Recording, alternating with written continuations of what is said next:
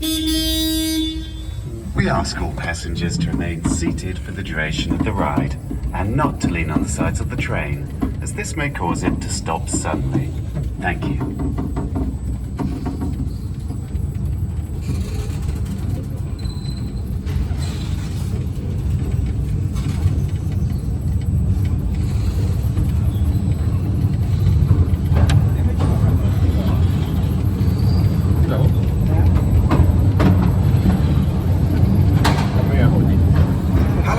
Welcome to Mail Rail.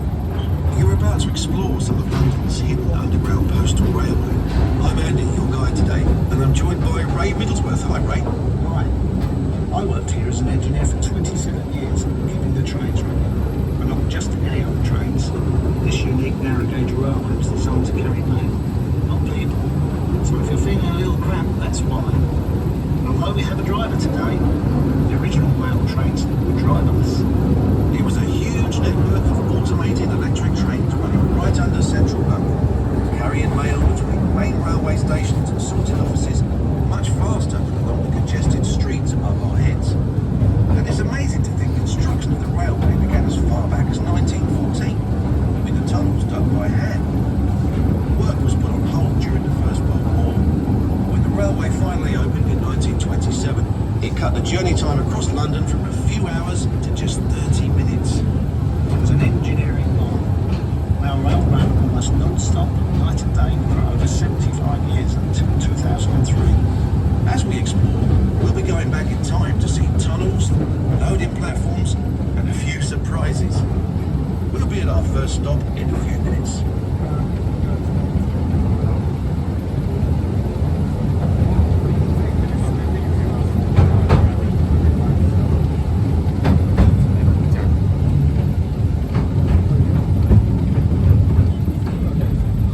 Some sandbags just then.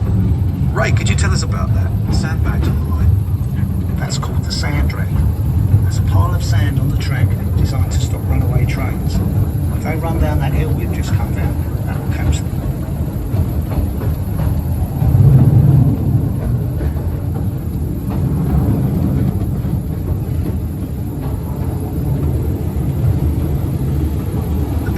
About to see looks much as it did on the day it shut down in 2003. Ray, can you describe it for us? When Rail was running, this platform would be a hive of activity.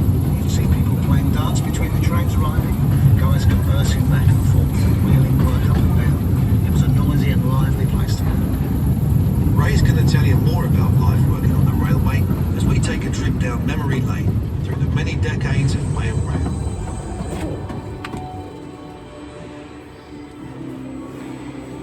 We're under Mount Pleasant sorting office, heading east to Whitechapel.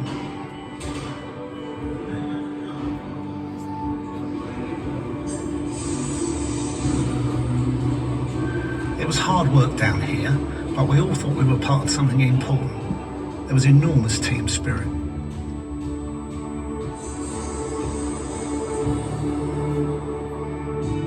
We seemed to get ourselves in the news a lot in the 90s. It didn't hurt that Bruce Willis made a film down here called Hudson Hawk.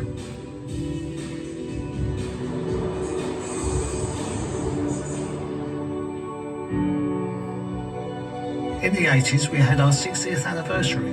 Along with that, we had a new brand and finally some new trains.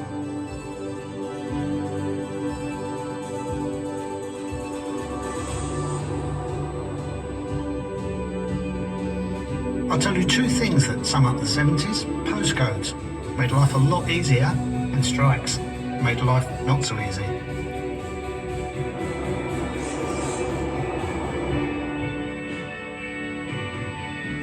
The swinging 60s. Those World Cup stamps sold out after England won. There were a few celebrations down here that summer.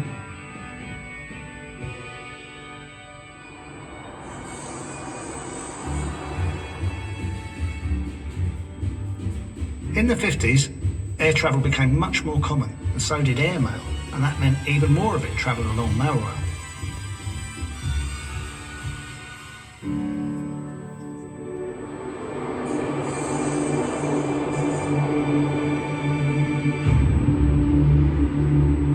And across the trade, this country is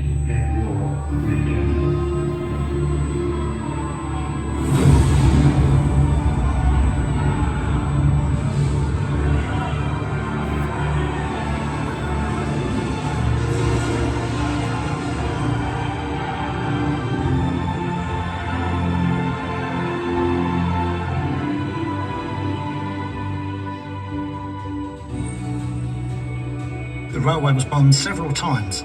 This station suffered the most damage when it was hit in 1943. Amazingly, the railway was back up and running the very next day. That reflected how vital the railway had become.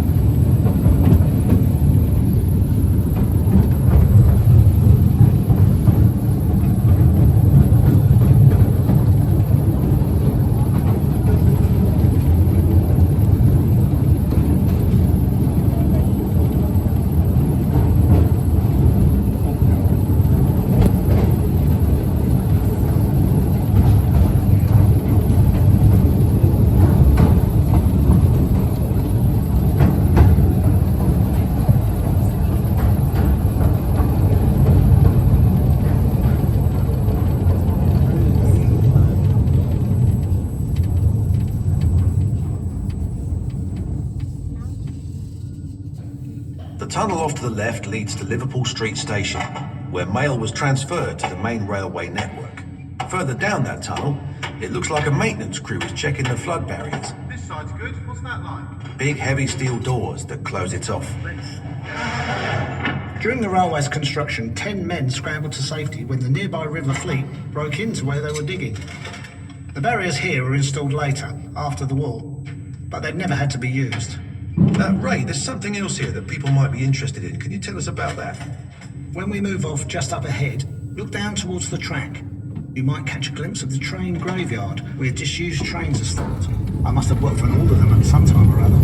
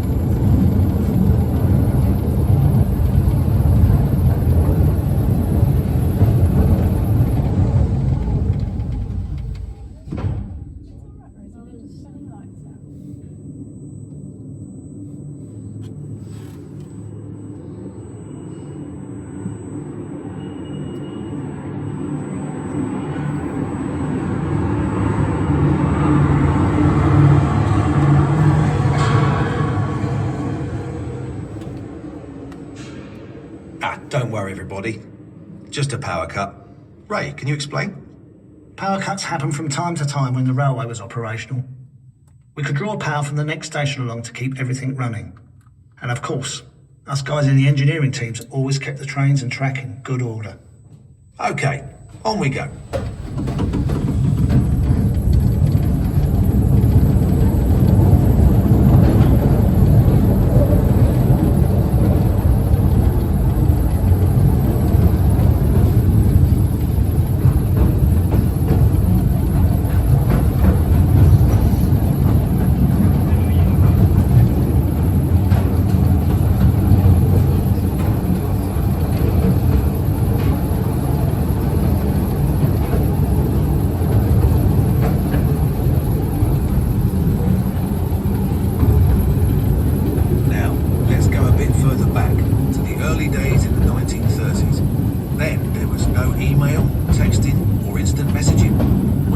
It was sent through the post, so there was a lot of mail to move.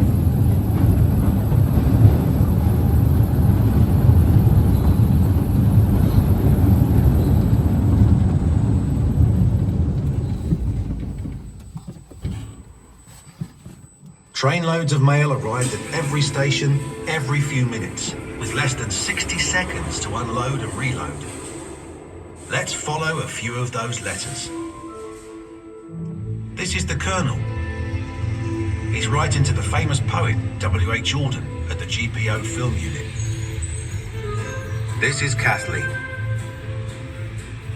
She's keeping in touch with her sweetheart in the Navy. And this is Mary. Her letter is very special because it's going to a princess. Darling bird, that name is keeping you away from me for far too long, and everyone says the war's coming. I do hope they're wrong. Dear Mr. Bowman, I feel compelled to express my admiration for your work on the recent film about the Nightingale prison train. Dear Princess Elizabeth, I am sending you a birthday card because my birthday is on the same day. I hope you will enjoy living in Buckingham Palace.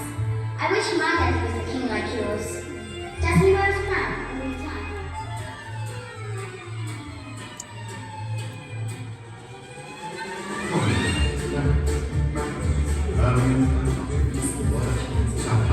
A royal honor, sir.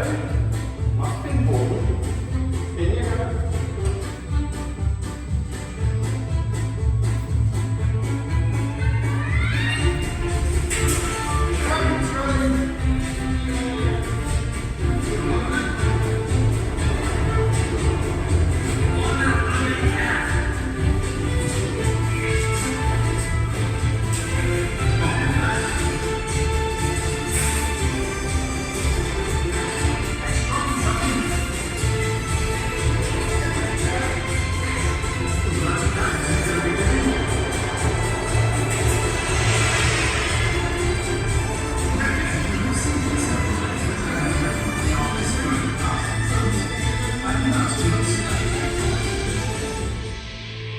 I hope this gets to you in time for your birthday. I suppose you get lots of letters every day. Please read this one. Yours sincerely, Mary Reardon, age 11. and watch your next production with keen interest. Keep up the good work. Yours sincerely, Colonel Arthur Bingley Crouch, retired. Must go now, or I shall be late for work. Those frocks won't sell themselves. Take good care of yourself, Bert, my love. Kisses, your sweetheart, Kathleen.